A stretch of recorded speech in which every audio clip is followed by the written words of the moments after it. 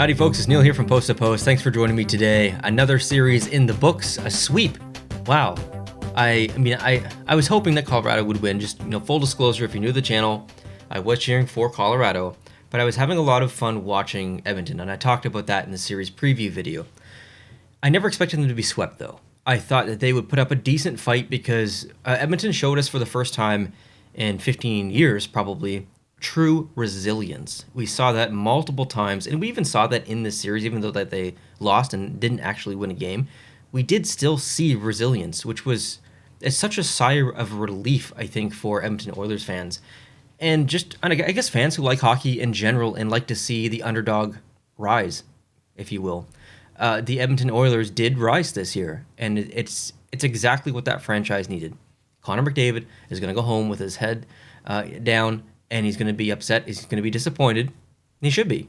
He was right there. He was so close to the Stanley Cup final.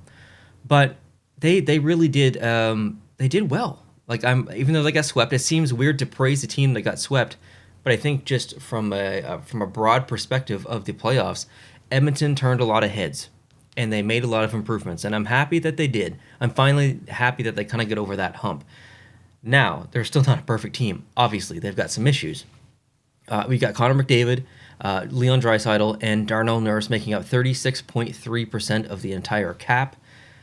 And it's not like they don't have depth past that. I thought Hyman was fantastic, quickly becoming one of my favorite players in the NHL. Even Evander Kane, I don't like to praise Evander Kane, and he does do some stupid crap on and off the ice.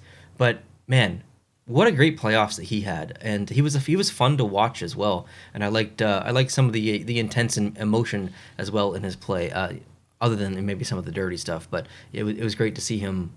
It's great to see him have success actually on the ice.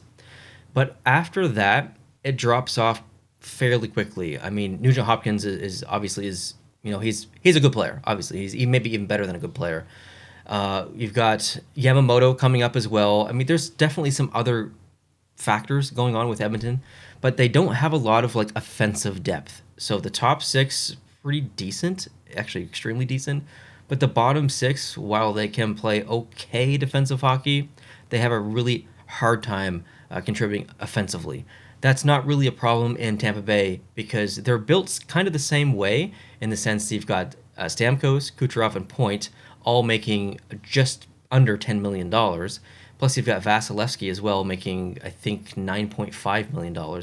So there's a lot of money invested in, 3 or 4 players. But the thing about Tampa is the depth that they have are incredible, both ends of the ice. And that's what really elevates their game. So the teams are kind of built similarly. Similarly, I can't say that word. But they have the depth. Tampa has the depth that the Edmonton Oilers don't as far as offense. And that's a big difference maker. Different system as well, obviously. And better goaltending too. But still, there's promise with Edmonton. I think they just need to get over some cap issues. There's a lot of change that's going to happen with Edmonton in the offseason. There's a lot of decisions that need to be made. And I think that the next season, or maybe even better yet, the season after that, this is going to be an incredible team. They'll be good next year as well.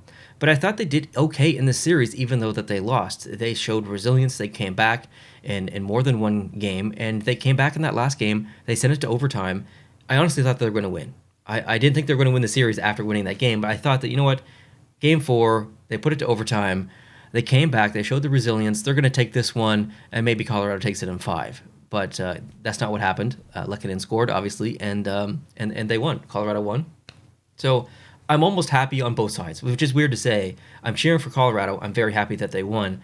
But I'm happy that Edmonton they've got to advance, not just in the playoffs, but advance as an organization, as a group, as experience as well. That's the most important thing, experience. So a round of applause, I guess, for both teams, which is a weird thing to say.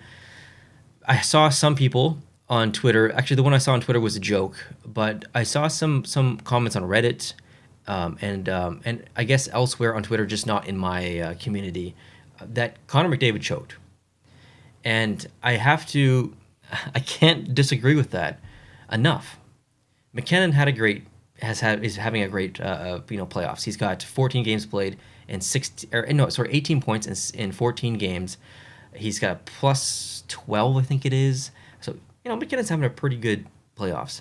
Connor McDavid has 33 points in 16 games. Leon Draisaitl has 32 points in 16 games.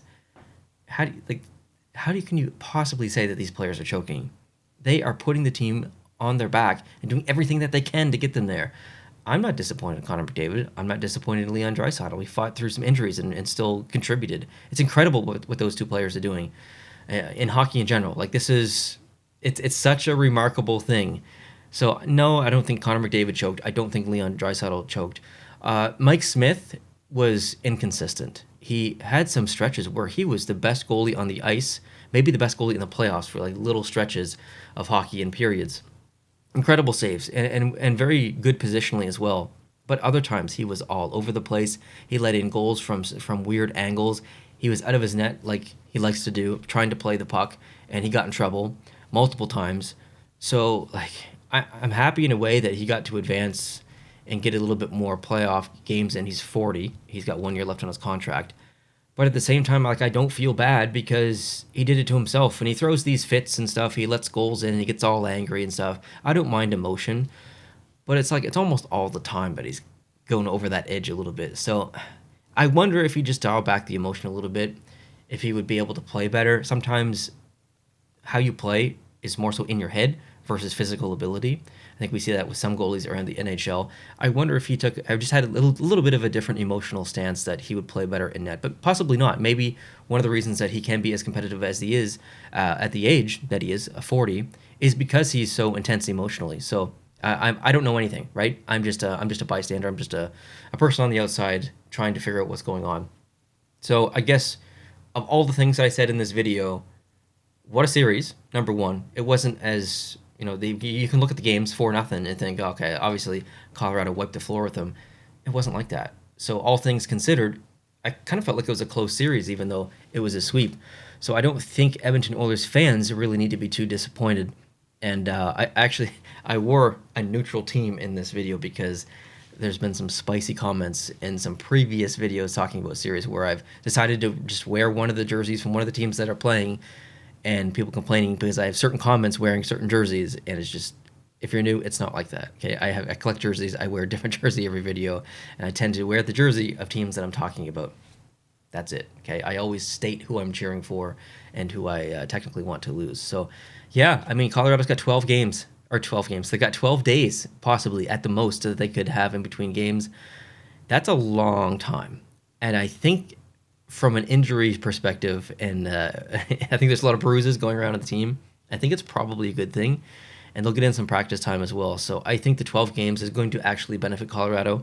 But I wouldn't disagree that it could also hurt them. There's a lot of risk there. That's almost 2 weeks. Like, that's such a long time. So I get both sides of the argument.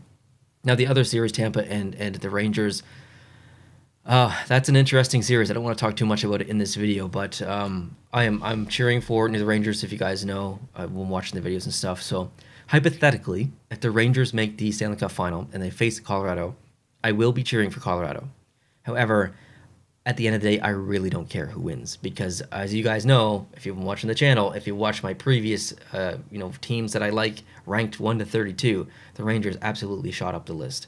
So I would be very happy if the Rangers won the Stanley Cup. I predicted them to win the Stanley Cup prior to the playoffs starting, so I will be happy if they make it to the finals at least. And I really, really don't want Tampa to make it. So if Colorado faces Tampa in the finals, I'll clearly be cheering for Colorado. Either way, it's going to be awesome hockey. Like, even though I don't like Tampa Bay, I love watching them play.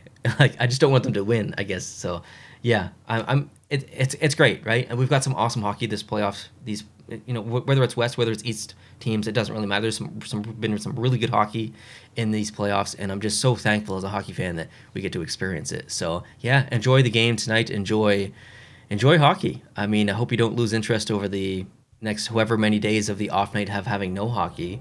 I hope you come back for the finals and we see what happens. So give me your thoughts on the series. The Edmonton Oilers getting swept. Does Colorado have what it takes to take down either Tampa or New York, or are they in trouble? Is the wait between series going to be a shot in the foot for them? Would love to hear from you. Thank you so much for watching. If you're new, please consider hitting the subscribe button. If you enjoyed this video, hit the like button. I'll talk to you guys tomorrow. Adios.